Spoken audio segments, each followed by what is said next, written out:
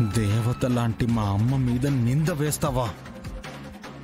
5గురిని కన్నా సరే మీ నాన్న తాగుబోతైతే మీ అమ్మ తిరిగిపోతావదట్రా? ఈ రోజు నీ చావు ఆ దేవుడు కూడా ఆపలేడు.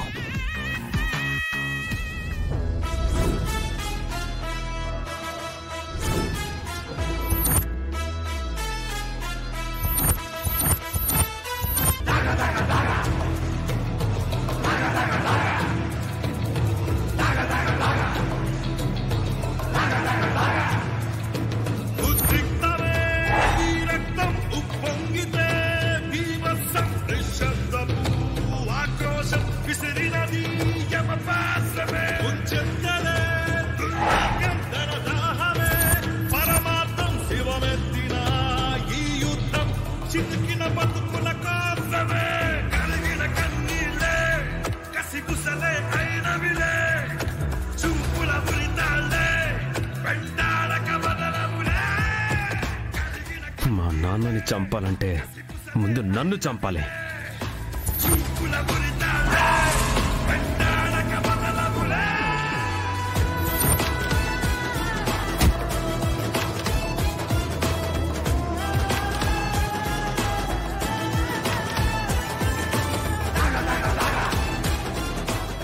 గంగా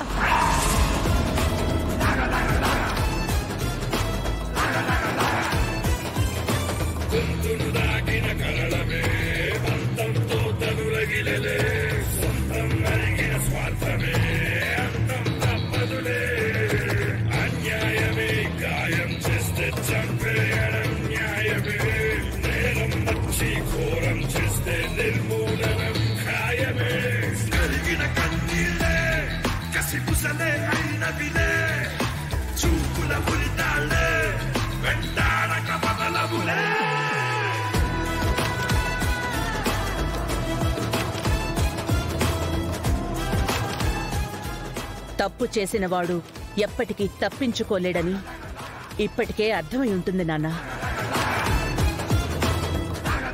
మన విషయంలో ఎంత పెద్ద తప్పు చేశాడో తెలుసుకోకుండానే వెళ్ళిపోతే ప్రయోజనం ఏముంటుంది?